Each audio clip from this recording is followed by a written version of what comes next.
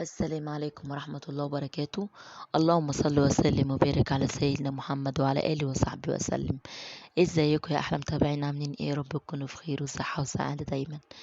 النهاردة بقى زي ما وعدتكم كل مرة بقدم لكم طبخة جديدة من الأكلات الشعبية أو الأكل المصري أو أكل العزومات.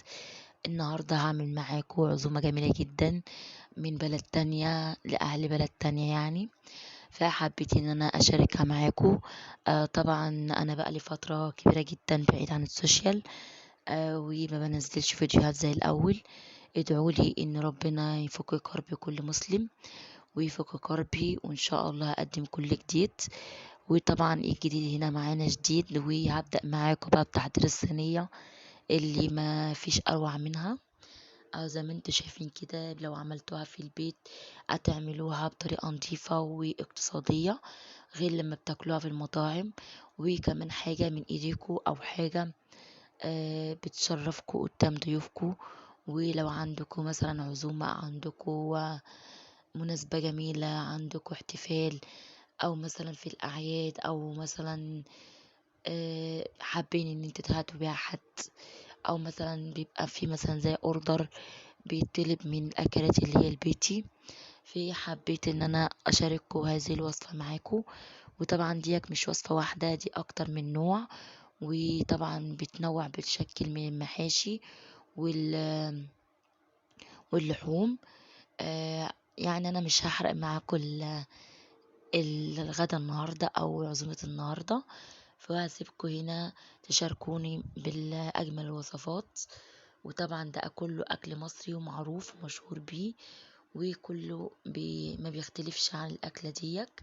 طبعا المحاشي زي ما انتوا شايفين كده، هنا معانا الصدوق، وهبدأ ان انا هعمل الصدوق وهعمل معاكم الكفتة وهعمل معاكم هنا الفراخ. وببدأ هنا بقى معاكم بالتحضيرات. وهنا زي ما انتوا شايفين هعمل هنا المحاشي. طبعا هنا اللحمة المعصقة، هعمل برضو معاكم هنا الجلاش باللحمة المفرومة، وهسيحه هنا مع السمنة البلدي. بيدي طعم مميز جدا ومقرمشة جميلة جدا ولون صافي وذهبي. وعاوزة اقول لكم ان جميع الوصفات اللي انا عاملاها النهاردة جميلة جدا، وبمساعدة والدتي، ربنا يديها الصحة والعافية يا رب. وارجو منكم الدعم بالاشتراك لو انت اول مرة تشوفي لي قناة او قناة او تشوفي لي فيديو. يا ريت لو عجبك الفيديو ما تنساش الاشتراك وتفعيل الجرس ولايك وتعليق جميل منكم كده، تعليق يشجعني ان استمر واقدم كل جديد، لان انا بالفترة الاخيرة دي كنت تراجعت عن نشر اي محتوى على القناة، لاني خلاص بقى سابني يعني بقى عندي حالة من اليأس، ان مفيش فايدة، مفيش تقدم في زيادة عدد المشاهدات او زيادة الفانز والكلام دوت. فتراجعت ان انا انشر او اهتم اكتر في النشر الاكلات زي ما انتم شايفين كده. فحبيت ان انا ارجع معاكم في وصفات جميلة جدا ونجمعكم بصينية واحدة. وهنا اقول بسم الله. طبعا انا هنا هعمل ورق عنب وهعمل هنا الصدوق زي ما انتوا شايفينه كده. طبعا هي الخلطة اللي هي مثلا تعصقي تعمل الصلصة بتاعة المحشي، وبنعمل الخضرة وبنقلبها عادي، وبنستخدمها للصدوق والورق العنب، وبنفس الوقت المحشي الكوسة والبتنجان والفلفل. وهنا زي ما انتوا شايفين هبدأ بقى معاكم ان انا بضيف هنا فلفل اسمر، ورق لوري وملح. طبعا هنا عشان هسلق معاكم الحمام، وبالحلة التانية هسلق معاكم الصدوق. وهنا هقول بسم الله. هبدأ بقى معاكم هنا. طبعا هنا خرطت طماطم في قعر الحلة وبضيف عليه فلفل الأسمر مع الملح والسبع بهارات. وبضيف هنا معاه بصل، برضو شرايح من البصل. وهنا بعد ما امي ربنا يديها الصحة لفت ورق العنب، طبعا هي ساعدتني في الوجبات ديك. هنا بقى ابدا معاكم ان انا بعد ما المية بدأت ان هي تغلي معايا وضفت لها ورق اللوري والفلفل الاسمر والقرفة والملح. فببدأ بقى معاكم هنا بالصدوق زي ما انتوا شايفين كده، بجيبه من الاطراف وبخليه يلمس المية، لان هي لما بتلمس المية بتحس ان الصدق بيكش كده وبيمنع خروج الرز منه. فدي يعني نقطة او حركة مهمة جدا. وان انتي قبل ما تسوي الصدوق او تضيفيه للمية، ان انتي بتيجي من الاطراف زي ما انتوا شايفين كده. لو لاحظتوا هتلاقوا الاطراف ضاقت، وان هي منعت خروج الرز منها. وهنا خلاص هنا كده بتتأكدي ان الصدوق هيستوي معاكي كويس جدا. وهنا بسيبه وبروح للحلة التانية. بتكون بدأت بقى ان هي داخلة على غليان. طبعا زي ما انتوا شايفين كده ده حمام، وده الكبدة والقنصة بتاعته. فهنا بسم الله طبعا، الله أكبر، يعني ما شاء الله. اللهم بارك. دي حاجة متربية أنية بيت يعني، وتأنية أنية نظيفة. وهنا بنبدأ بعد الذبيح طبعا عشان المحتوى مبقاش فيه أي خروج عن السياق اللي هو فيه يعني. فحبيت ان انا ما مظهرش الذبيح بتاعه علشان الحذف. وببدأ ان انا انضفه واغسله كويس جدا. وطبعا غسلت الكبدة والقنص بتاعته. طبعا هضيفه مع الرز البسمتي، وهوريكم الطريقة بتاعته بعد ما هسقط هنا الحمام بالمية زي ما انتوا شايفين كده. طبعا المية هنا بتغلي. طبعا بضيف اي مية بغلي فيها اذا كانت لحم او لحوم، فراخ او صدوق او الكلام ده. طبعا بنضيف طبعا الورق اللوري والفلفل الاسمر والملح والقرفة. دي حاجة كويسة جدا، بتدي نكهة وطعم مميز للأكل زي ما انتوا شايفين كده. ولو حابين تضيفوا مكعب ماجي أو بصلاية بيدي طعم أفضل وأحسن. وزي ما انتوا شايفين كده بسيبها بقى الحمام هنا يستوي. طبعا أنا عملت هنا قبل سابق معاكو البتنجان بعد ما اتقور واتغسل، طبعا برضو اتحشى. وهنا الصدق برضو اتحشى وهو بالسلق. والحمام طبعا هنا مرضناش ان احنا نعمل الحمام محشي، علشان عندنا محاشي وعندنا رز بسمتي. ففضلنا ان احنا نخليه هنا سادة. وزي ما انتوا شايفين كده بنضيف هنا على المكسرات. طبعا المكسرات عبارة عن زبيب وعين الجمل وسوداني، بيبقى طعمها جميل جدا. وهنا هنقول بسم الله. طبعا الحلة دي حلة العزومات اللي هي الكبيرة. وعندنا الفخدة الضاني، اللهم صل على النبي. او زي ما انتوا شايفين كده حبيت ان انا اضيف لها للصينية حاجة مميزة من اللحوم الضاني. ما فضلتش اللحوم البتلو، وحبيت ان انا اخليها لحم ضاني زي ما انتوا شايفين كده.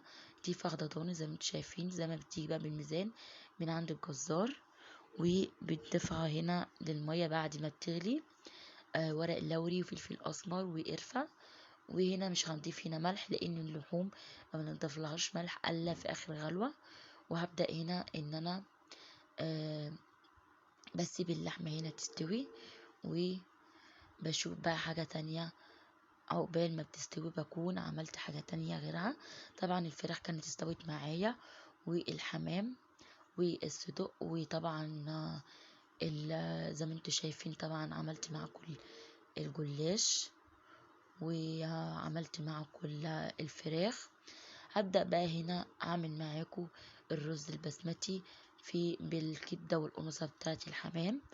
هنقول هنا بسم الله. هنحط هنا سمنة بلدي زي ما انتوا شايفين كده.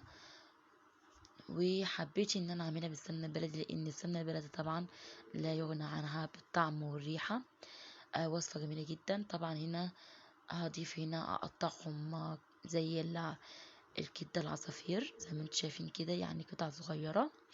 وببدأ بقى ان انا اشوحها مع السمنة او بسم الله. طبعا بتاخد الصدمة او التشويحة بتصفي اي دم فيها او اي سوائل فيها قبل ما اضيف ليها الرز عشان ما يبقاش ما تديش نوع من ريحة الصفارة.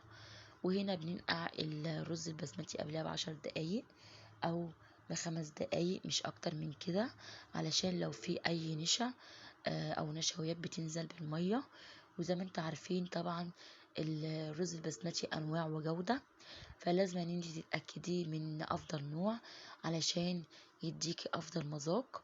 وزي ما انتوا شايفين كده طبعا الرز بعد ما بيتنقع بنضيفه على الكبدة والقنصة، وبنبدأ ان احنا بنقلبهم في بعض، ومعانا هنا التوابل بتاعتها، وبنقلبهم كويس جدا لحد لما آه بنضيف هنا بنسقيه، وبيبدأ معانا بقى هنا بيتشرب ويبقى بالطعم الجميل جدا ده. وعاوزين بقى تضيفوا هنا فراخ، تعملوا بلحمة، تعملوا بكبدة زي ما انتوا حابين. طبعا هنا الجلاش معانا اللحمة هنا متعصقة بالبصل والفلفل الأسمر، ومعانا هنا السمنة البلدي. حبيت ان انا ابدأ معاكم برضو خطواته سهلة جدا وبسيطة جدا، ومش محتاج مجهود خالص، وبرضو بنفس الوقت بيدي طعم ومذاق جيد جدا. هنا بضيف هنا السمنة زي ما انتوا شايفين كده في قعر الصينية، وبوزعها، وبضيف ان انا هنا الجلاش زي ما انتوا شايفين كده. الصينية دي اللي هي بيسموها زمان صينية القلل، بتبقى حجمها اكبر من الصواني التانية العادية. فحبيت ان انا اعملها بالصينية الكبيرة دي علشان دي صينية العزومات او العائلات، اللي هي بتاخد اكبر مساحة واكبر كمية من الاكلات، وبتوفر عليكم الوقت والمجهود ان هي تتعمل بس الكمية كلها بصينية واحدة. او زي ما انتوا شايفين كده معانا كيلو من اللحمة، ومعانا المتعصقة، ومعانا لفتين من الجلاش زي بقى النوع اللي انتوا بتفضلوه زي ما انتوا شايفين كده.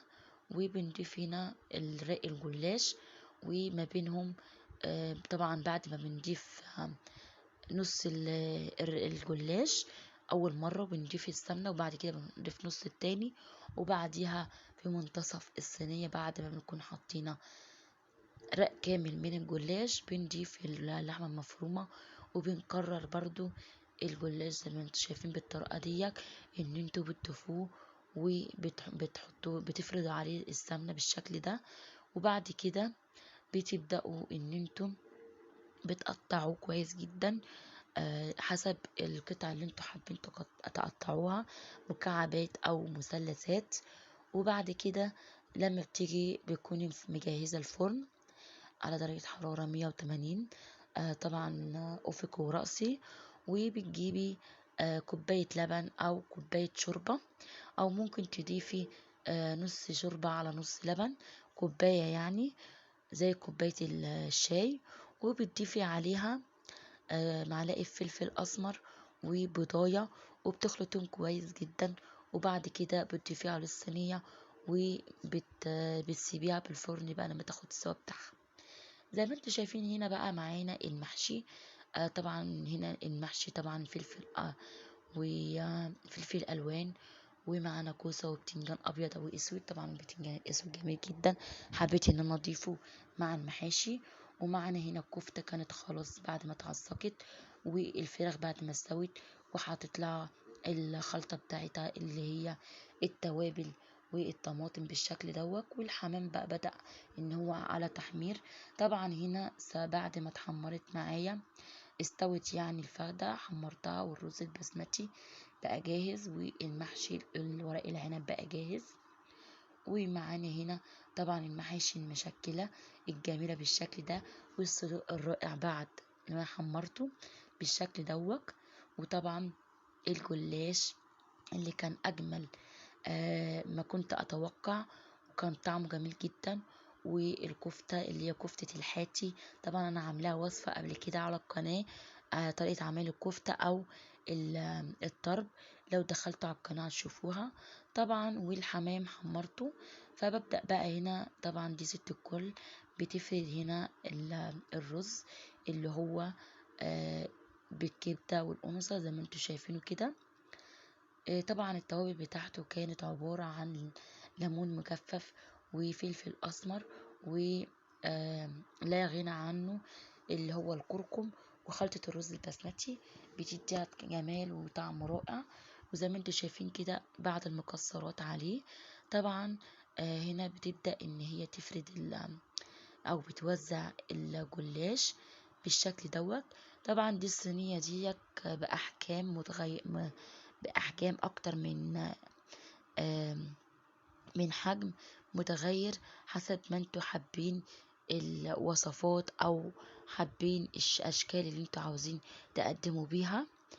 طبعا أكتر من وصفة وأكتر من طريقة تفرحوا بيها عائلتكم، أو في أي مناسبة، أو تشرفوا تشرفوا بيها بالعزومات. طبعا جميلة جدا.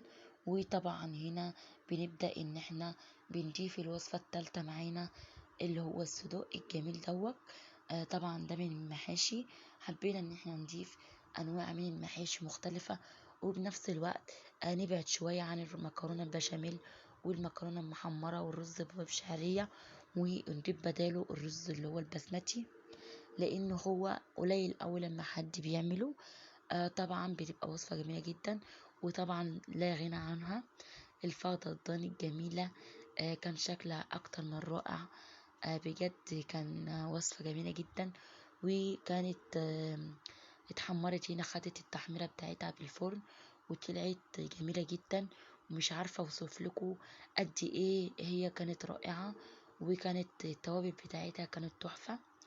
وزي ما انتوا شايفينها كده بنضيف هنا حواليها الفراخ. طبعا حبينا ان احنا ننوع بالرسم او بالشكل اللي هو المتصف امامكم، فحبينا ان احنا نضيف هنا عشان عندنا اكتر من صنف او اكتر من نوع، وطبعا عاوزين نضيفه كله على صينية واحدة، فحبينا ان احنا نستغل المساحة ونضيفها بالشكل ده. طبعا الوصفة اللي هي السادسة زي ما انتم شايفين كده معانا من اللحوم الكفتة اللي هي كفتة الحاتي. عاوزة اقول لكم طعمها جميل جدا والله، مش عشان احنا اللي عاملينها او انا اللي عاملاها اللي هي طعمها بشكر فيها، لا بس بجد طعمها فوق الرائع. وكانت وصفة جميلة جدا.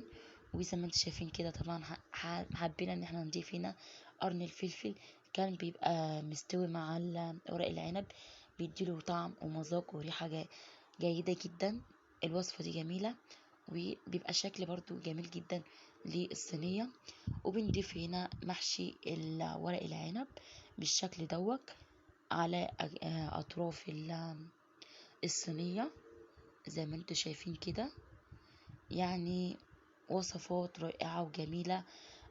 لو انت هتعملي عشاء عروسة او هتعملي وصفة جميلة جدا تستقبلي بيها ضيفك وترحبي بيه، او هتعملي احتفال او عزومة لأسرتك، مش هتلاقي احسن واجمل من صينية زي دي تفرحي بيها. احلى واحسن من الحلويات او التكاليف العالية التانية. دي طبعا وجبة غدا لحبايبك ولأصحابك ولأسرتك تتجمعوا عليها على سفرة واحدة، مش هتلاقي أروع ولا أحسن من الوجبات الجميلة ديك. وطبعا الحمام بعد ما ترص، وطبعا المحاشي المشكلة والمكسرات اللي فوق الرائعة ديك، كان طعم ومذاق وريحة وجمال لا يوصف.